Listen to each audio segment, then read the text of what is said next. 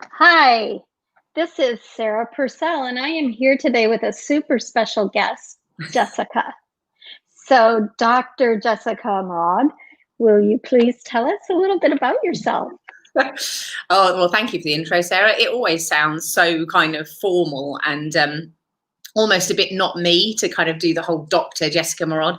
I always put it in there because it is a part of my life. And actually, my PhD is in semiconductor physics, which is totally unrelated to what I do now. So it's quite interesting, and it generates quite a lot of interesting conversations. But one of the things that often comes up is like, I feel like you should be talking to my dad, who's also a doctor of chemistry. But anyway, that's one of my things. It's one of my identity issues, maybe. Hey? Yeah. Well, yeah, go ahead.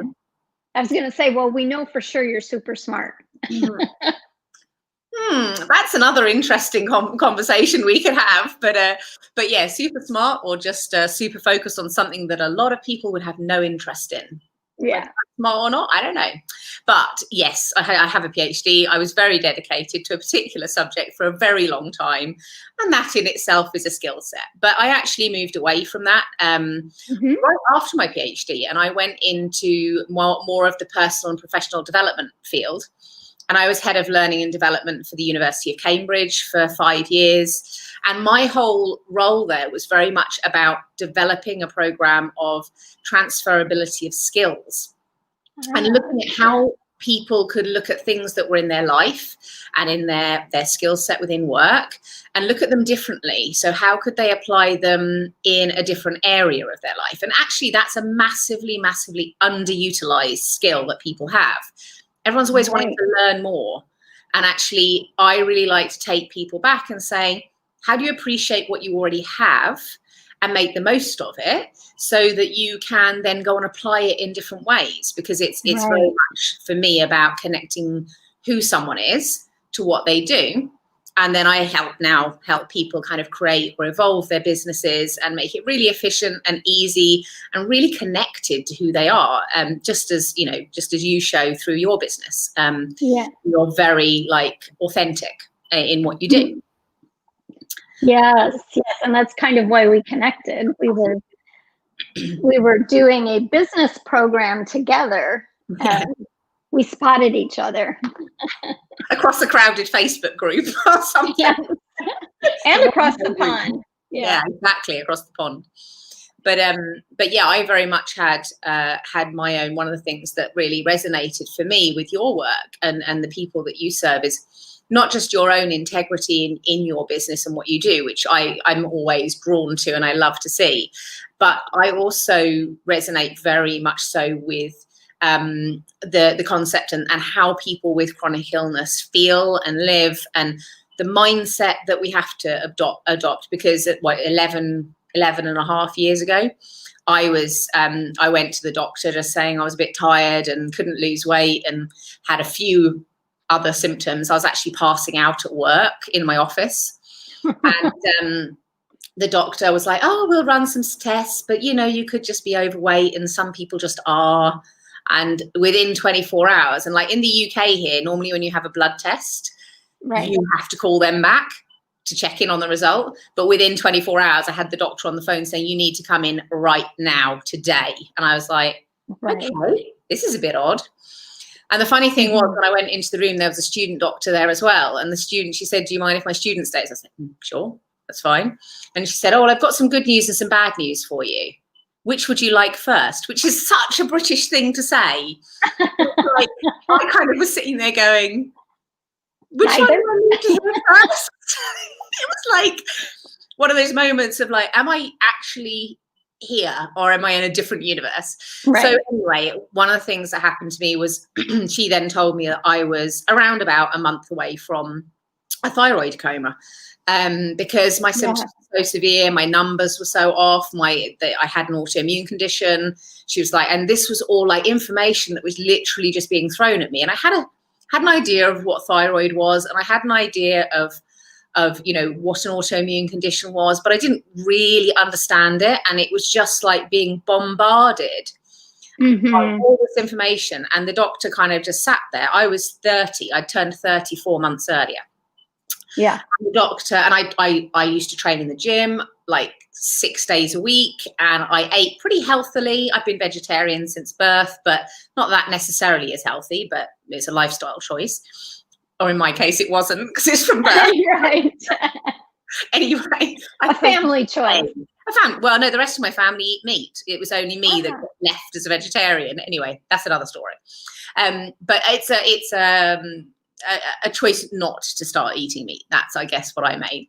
But I was bombarded with all this information and this kind of, and I just sat there and said to her, I'm sorry, what does this actually mean? Like, what, like, I get you're telling me I'm sick. I get that you're telling me it's a chronic condition. I'm kind of relieved to know that something showed up, because I don't know why I just passed out in my office and losing consciousness. And like, people would, like, at home, my then partner would come home and like shake me to wake me, and you couldn't wake me up. Oh my. So, this is why the doctor was like, you are really close to a coma. And she was like, you've just got to go and take this medication and everything will be fine. And I went, everything will be fine? Are there side effects? Are there long-term? You know, I am fairly smart, and I guess I have an inquiring mind. So I knew to ask those questions. And I said, like, what's the prognosis? What's the symptoms? What are the side effects? Is there a natural way of treating this? Was one of my first questions. And she was like, no, you just have to go and take the medication. So, yeah. So a brief segue to, this is so fascinating because it's parallel to my osteoporosis diagnosis, and probably many of the women watching here. Exactly. It really does, even though we all have heard of osteoporosis and we know about it, it still hits you in the face. Like, absolutely. Yeah. Yeah. And I was working in that sector of like personal and professional development. I was training as a coach. I was looking at how people live their lives. And at that time, I was working with the business school there and things like that. And actually I was coaching my own personal trainer into starting their own business, because I was like, the numbers don't work at these big gyms. You could be earning far more out. And I was working with him. So it's like, I was destined to run my own business. Right. But I have always had, and this does link into being a vegetarian from birth. I've always believed that, like, I was brought up learning, you know, at 10, my teacher said that being vegetarian was unhealthy. And I came out with all this stuff about protein complementarity. And she was like, okay, you've got a life down here. But I've been brought up doing yoga from the age of 6, very much with the philosophies of like, everything you need is within your body, everything, you know, you can heal yourself, very much with those sorts of ideas. So for me, being told I was chronically ill, it was like a, you know, a truck in the face. It was just like, I just, you know, from an identity point of view, and I do a lot of work with people about identity and beliefs and values and how they show up and how that affects who they are, how they define themselves. And I just went, I am not accepting that. No. And I walked to the pharmacy, picked up the medication, because I was like, for me, that medication, I was like, this is a sticking plaster to keep me out of hospital. Right. And I'll figure it out. Give me some time to figure this out. And I walked in the pharmacy, and while I was waiting for my prescription, I was standing and there was a load of books, and one of them was about thyroid health. And so I picked up 2 books in the pharmacy there and then to understand thyroid health, because I went home and I was like, I'm glad I've got the diagnosis, because now I can do something about it. Right. And that for me was the beginning. But I think, you know, and I think this is possibly, like, this for me is what I think will resonate with yourself and your audience, is like, you can go one of 2 ways. You can go, and I know people in both these camps, and neither is wrong. Me too.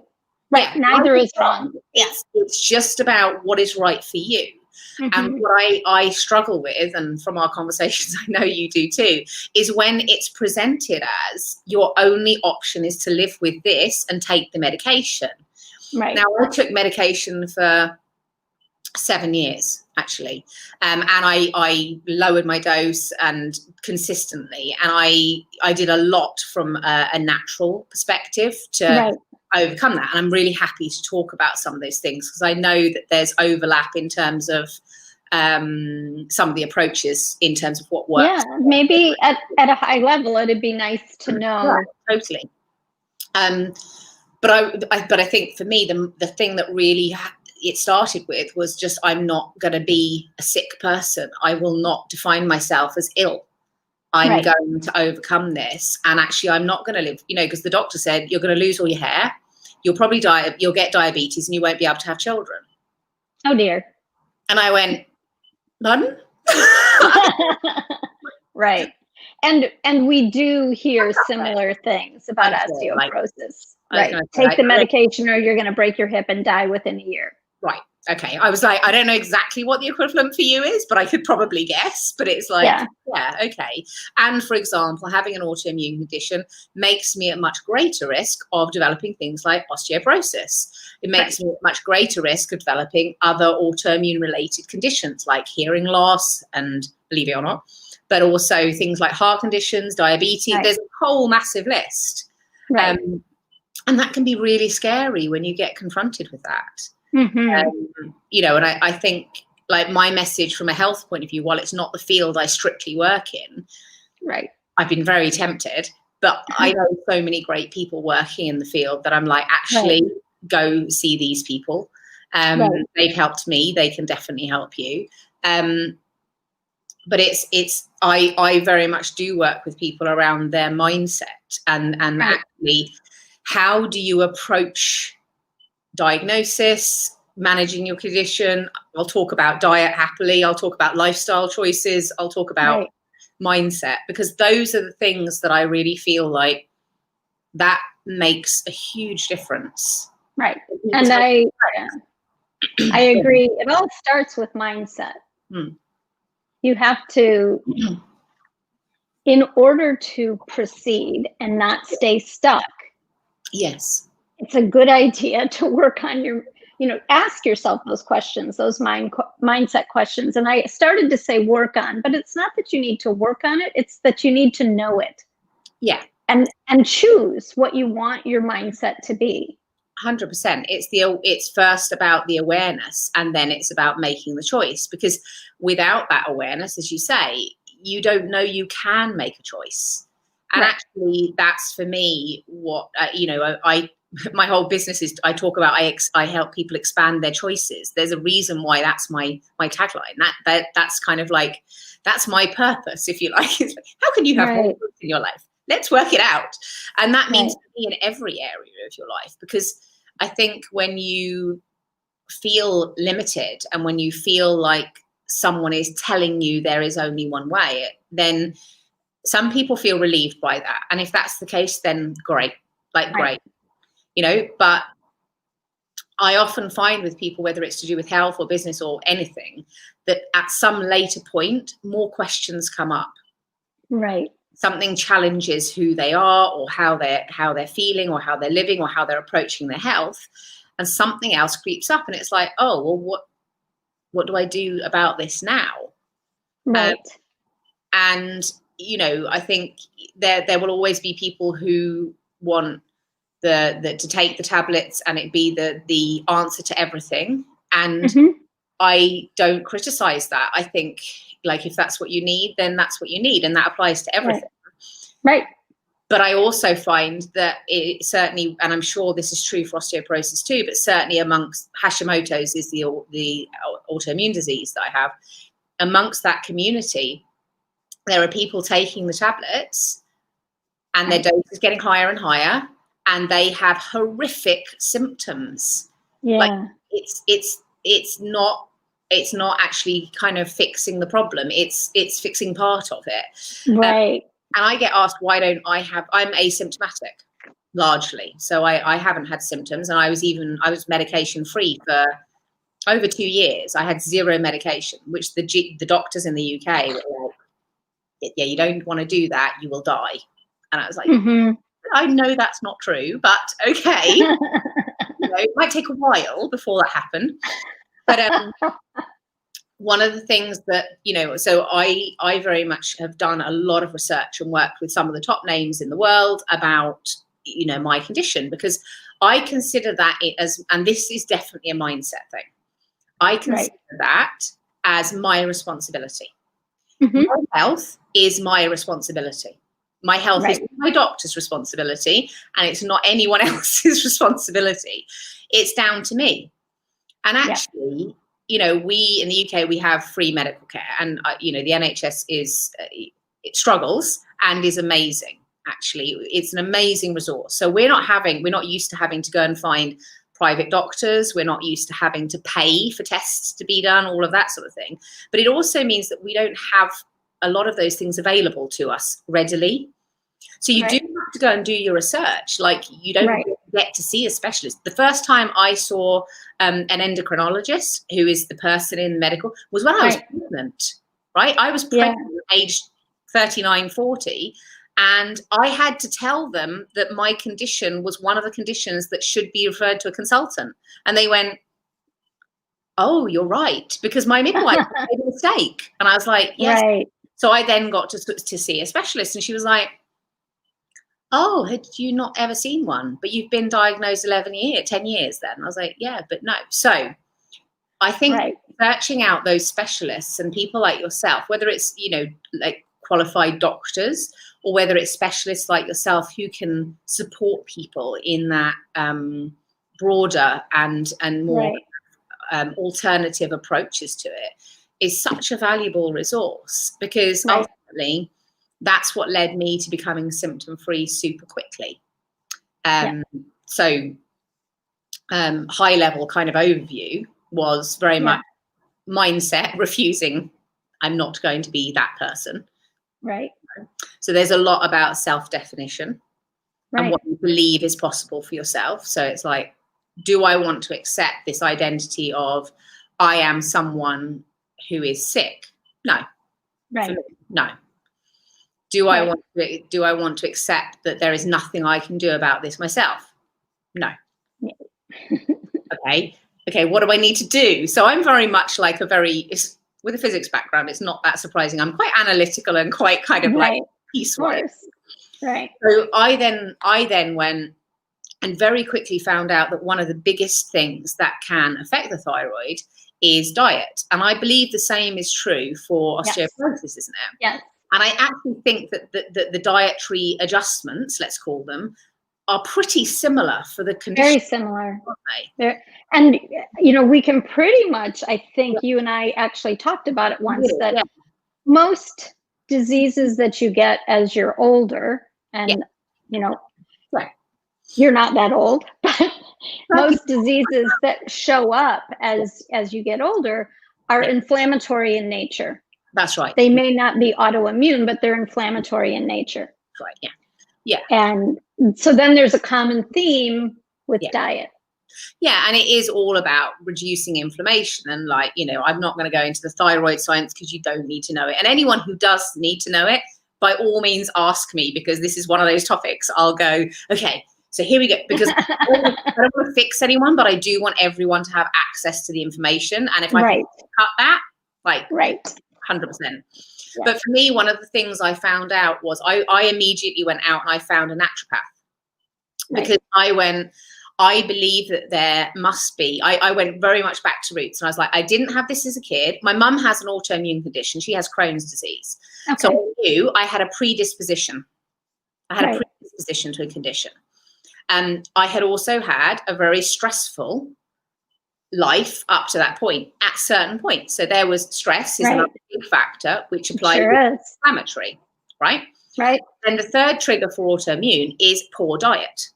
Now, I had a great diet, but my parents had separated when I was 9, and I had 10 years living on ready meals from the supermarket because I was the only vegetarian. Now, and then I went off to university, and I was probably one of the only students that cooked nutritious meals, because I was like, I'm sick of the ready meals. But I ate too much sugar. I ate too much fat. I was overweight. I trained from the age of 20 in the gym. So I was fit, but fat. Fit, overweight. Well, and I think sometimes what I would say in my 20s, I was skinny fat. Right.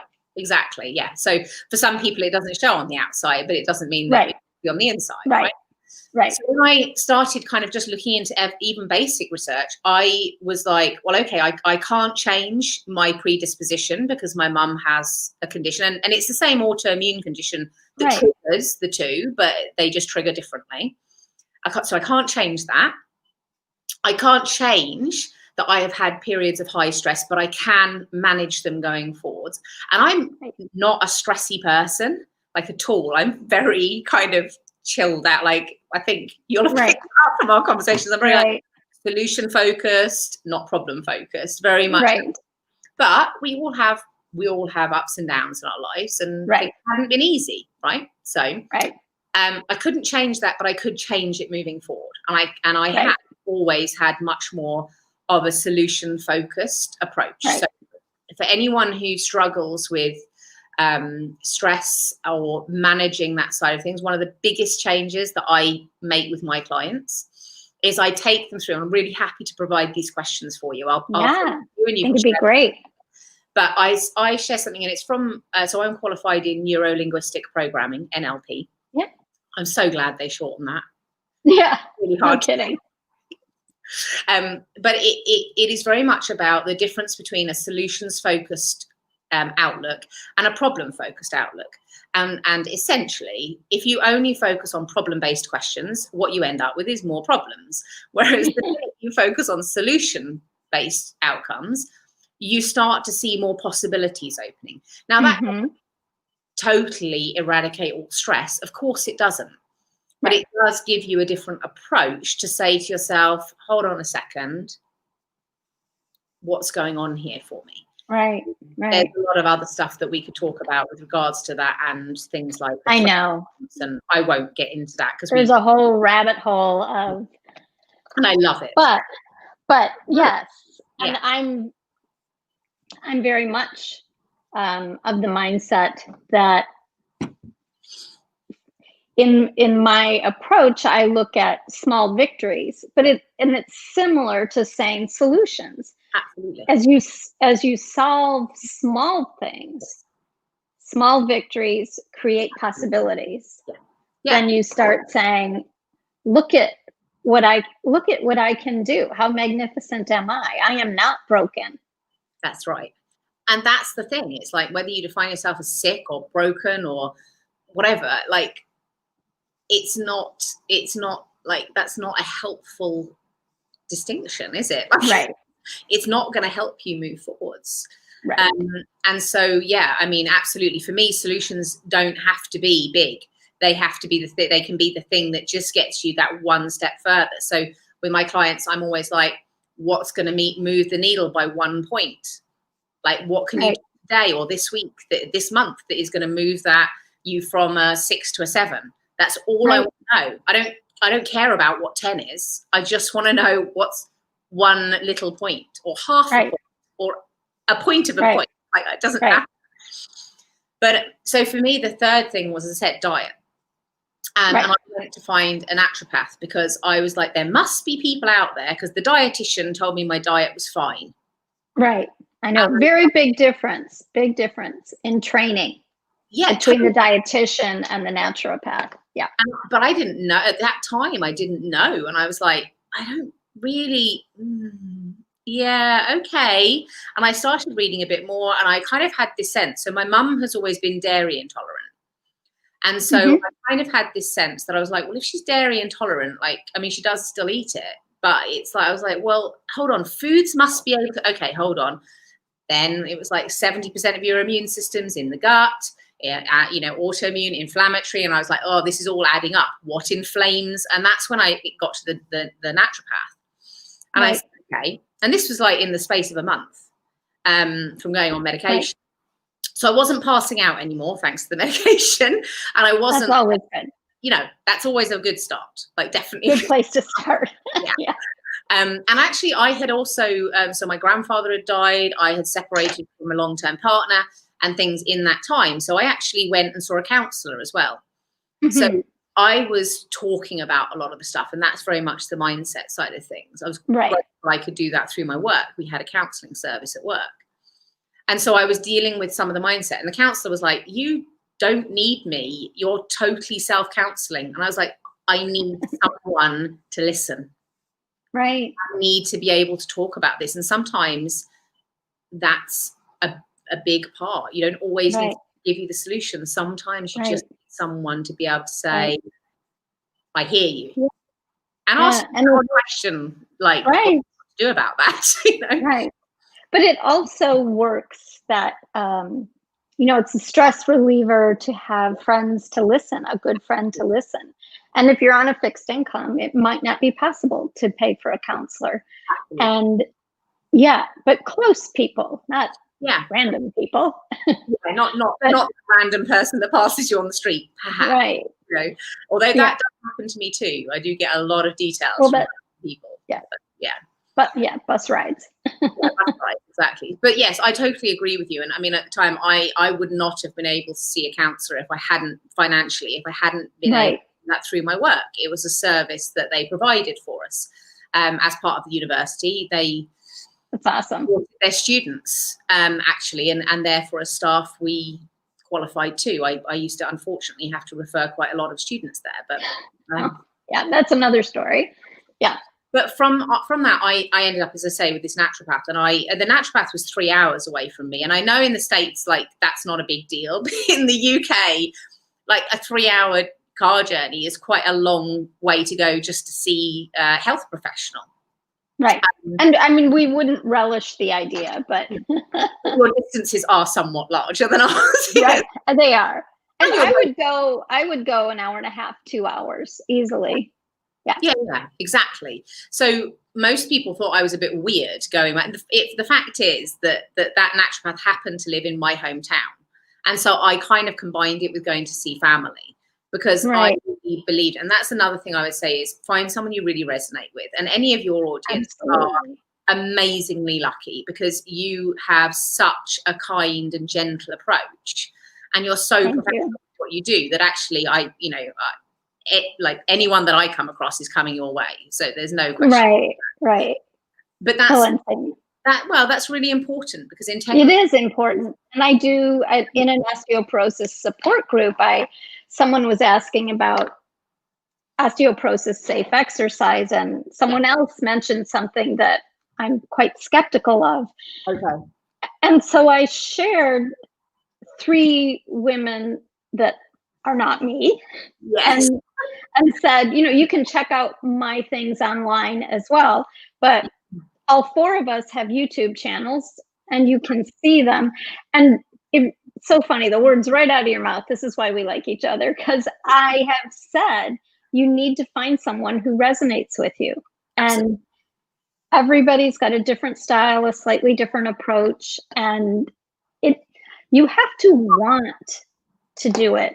We don't want it to be that exercise class that you dread going to. We want it to be curiosity about your own body. Yeah. And let's know it. And let's face it, like, it's not, taking responsibility for it and actively working on your health is not the easy route. No. It doesn't have to be super hard. Like, I know that your exercises are extremely well tailored to people being able to do them to their current level, and the approach is very much about supporting people where they are and helping them take those steps gently. And that's so important. But even that can feel like, how do I fit this into my life? How do I overcome the challenge? How do am I going to stay committed to it? And all those things. And the fact is, those people that take the support and can consistently take action, even the smallest of actions, tiny, are going to have the long-term results in whatever field you're talking about. Any field. Mm-hmm. Yeah, in any field, whether it's business or health, or and that's one of the reasons I've always kind of gone, well, yeah, I work on life and health and business, because they're all linked.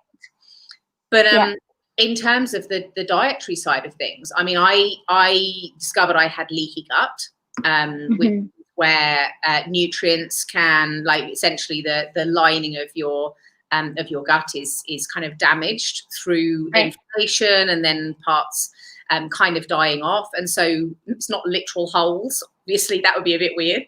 But it's areas where nutrients can pass through, proteins pass through into the bloodstream that wouldn't normally. Right.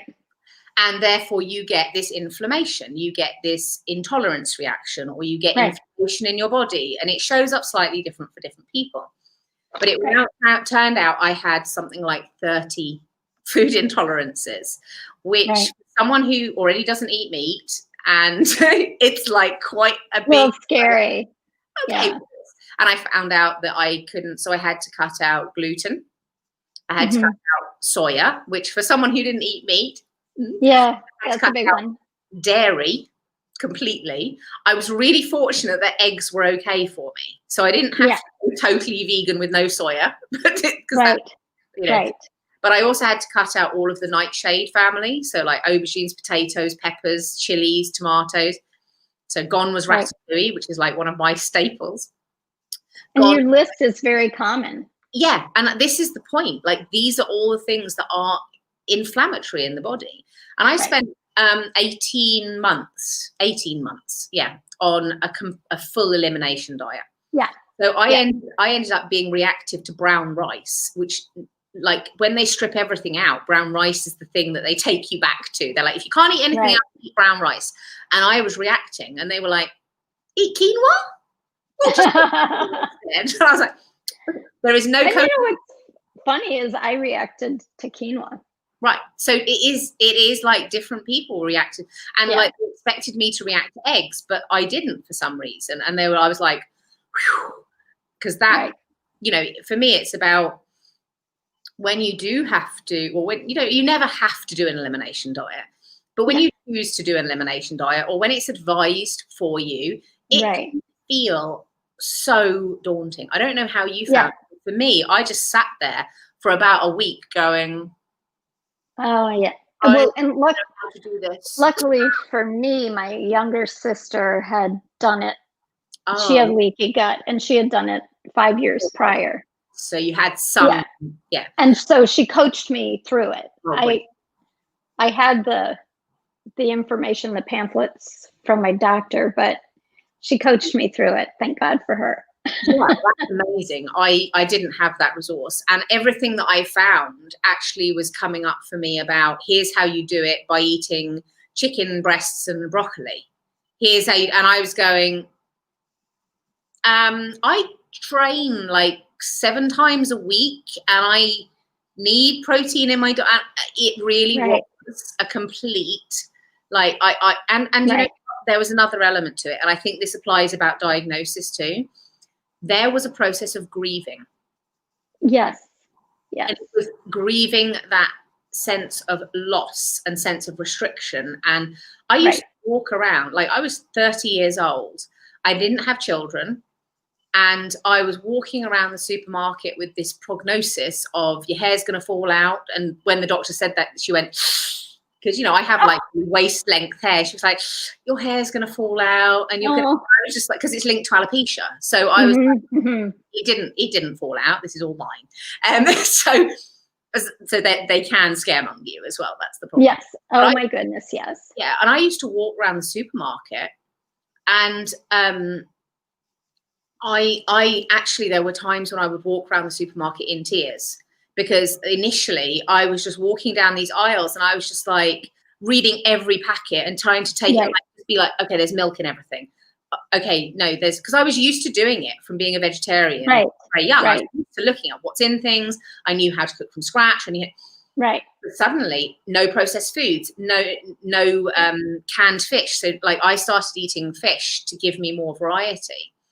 No tins of tuna. So it was like there was nothing quick and easy. So I was like, oh my goodness. Yeah. And 11 years ago, this wasn't talked about as much. No, it wasn't. It was not. So I used to walk down the supermarket aisles crying, just kind of going, I don't. And then one day, you know what changed? I decided that I was going to find the positives in it. And I walked to that supermarket, and it was a big, like, we have quite small supermarkets here, but we also have big ones. And I went to a big out of town supermarket, because I was like, okay, let's just see what this is like, you know. And I went in, and I was like, I walked down every aisle, and I was like, I don't have to be here. And I walked down the next, I don't have to be here. There's nothing I Right. can. And I just suddenly, after I'd got through that grieving process, and I had some great advice, and the advice was, before you start the elimination diet, go for 10 days, and it could be 7, but for me I was told 10 days, go and eat everything you want to eat, everything you think you're going to miss, everything that you are like, I can't live without it, just eat it for 10 days, and then set yourself a date when you stop. And in those 10 days, do the prep. Now, I'm not saying that's medical advice, and I'm not giving that. Obviously, it's going to increase inflammation in your body. Of course it is. But it was a really interesting mindset, because I actually didn't go mad. Yes, I had some of the foods that I knew I was going to have to cut out, but I didn't go mad. I just kind of said goodbye to them. So like I said goodbye to pizza. I said goodbye to ice cream. I said goodbye to milk chocolate, and found, the dark chocolate that I actually preferred anyway, and so as I say, it's not that I'm saying that people should do that, but actually acknowledging that process of going, it's a very good point. Not part of my life now. How do I find alternatives, or how do I let go of even having that in my life? And obviously the major one that had to go was sugar. So refined. Oh, I know. I love sugar. And it does have to go, sadly. I mean, I'm 11 years down, and I went back on medication when I was pregnant, because it made sense. It would affect my baby. It could affect my baby's growth. I know people who have had healthy pregnancies and it not, and they've worked with people I've worked with. But I didn't want to take that risk, because I was classified as a geriatric obese mother with a chronic condition. So they gave me extra scans because they thought he was going to be a really super small baby. And then they gave me even more scans because he turned out to be like a 10, 11 pound baby. And they were like, what are you doing? The point was, I was defying all the odds. I shouldn't have been pregnant. I shouldn't have been able to carry a baby full term. And I shouldn't have had a big, healthy baby. Which is awesome. And it's amazing. But what had kind of precluded that? What had been before that? When you forget a word. I know. Words are hard sometimes. Definitely. Very hard. What had come before all of that? What had come before was 9-10 years of me having a really healthy diet, focusing on training, for dropping the weight. I dropped, oh gosh, I don't know how to do this in pounds, but like 6 You don't have to. I 35 kilos, which is what, 70 pounds, something like that? Something like that, 75 pounds in a year. And then during pregnancy, I put a lot back on, but I dropped another, in 6 months after that, I dropped, they dropped like 30 kilos in 6 months. And all of this, according to the condition, should be impossible. So according to anyone with osteoporosis, as you said, it's like, oh, you're going to break your hip by whatever. And it's like, those impossible things only remain impossible as long as you don't treat the root cause of the, illness, disease. Disease, but, anyway. Well, they call it a disease. They do. Absolutely. They do call it a disease. So, but yes. And I love that we can see, and I think it's really helpful for everyone to know that any part of aging and the chronic issues that come up, we start with mindset. It's a really good idea to take a look at your gut and whether it's healthy. Look at what you can put in it that's food-based. And then finding somebody you trust to be your coach or your guide or your helper, because none of us should have to do it alone. No, absolutely not. I think it's always those sorts of things. And I always talk to my clients, even in business, about the fact that, there are 3 kind of elements to everything. And actually you can get the knowledge and the information from anywhere.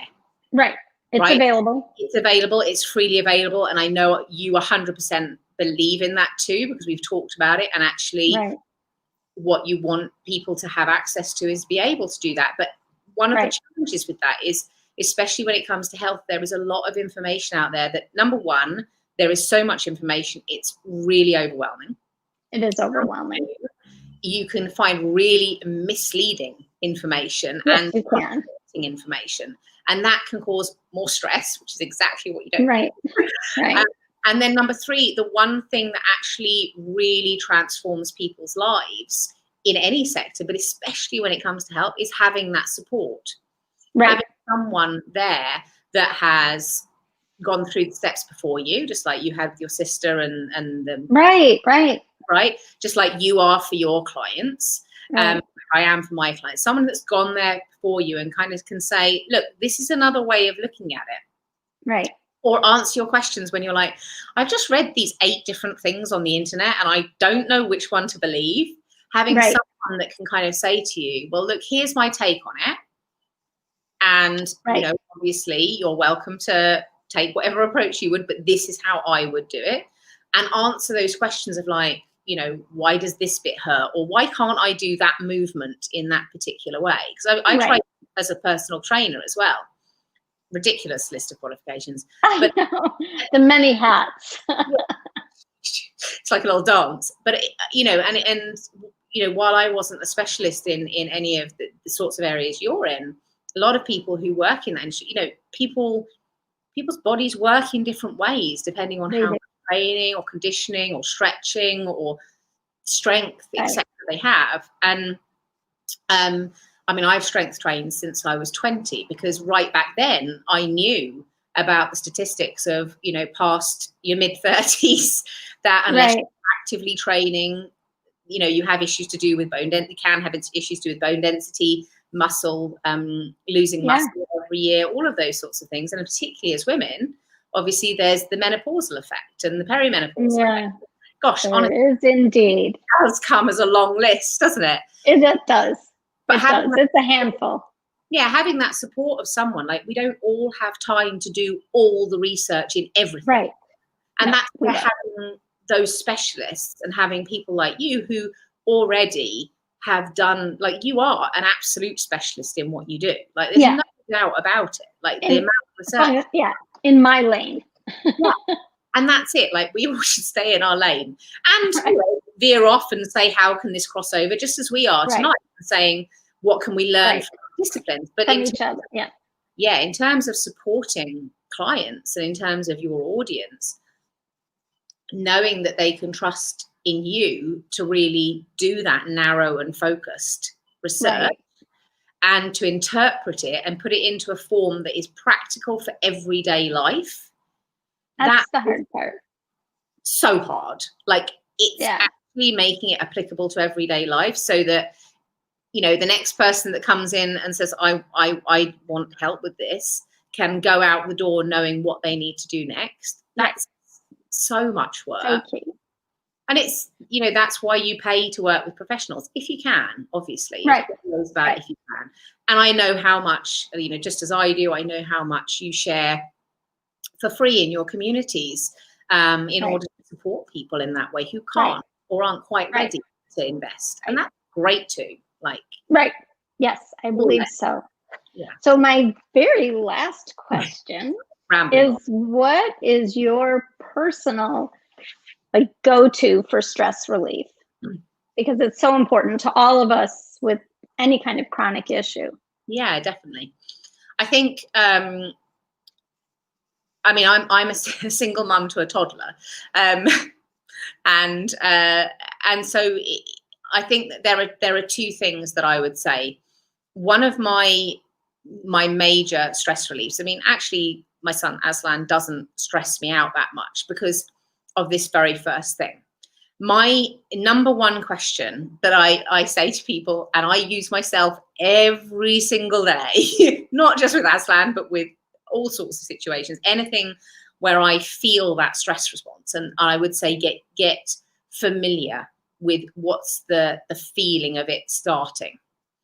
Very good advice. Yeah, my question I always ask is, does it really matter? And I know it sounds really simple, but It's a great question. Does it really matter?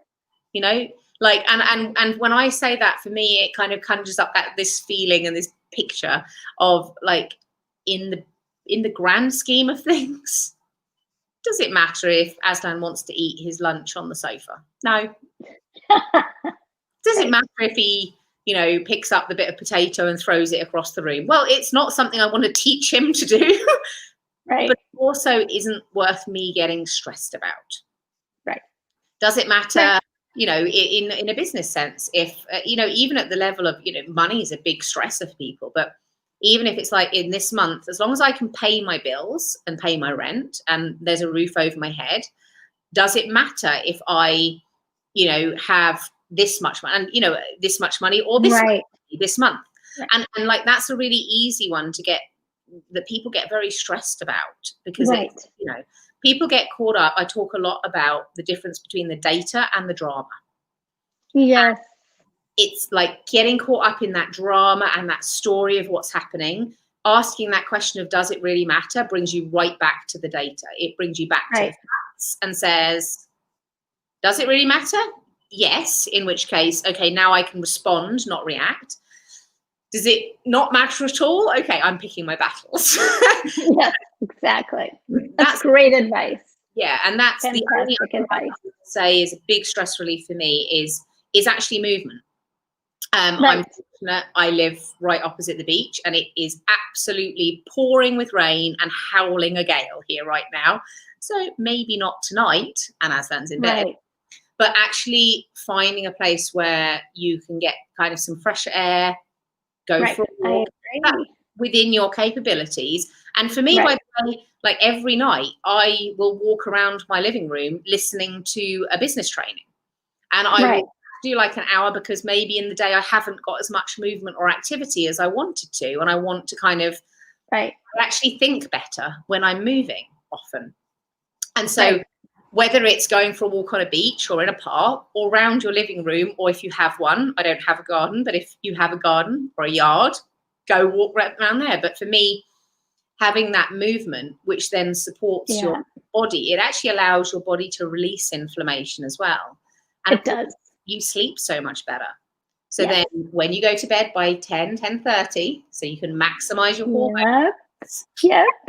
And because that's another common one, then actually, your body is so much more prepared for sleep.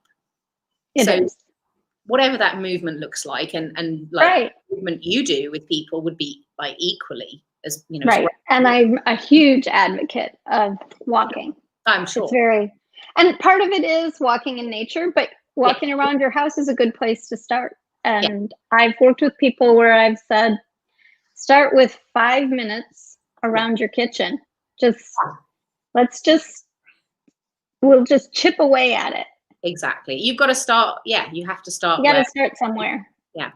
I go out for 2-hour walks along the beach carrying Aslan, who's like, 20, well, about 30 pounds now. So like Aslan on my back, rucksack on my front, down the beach.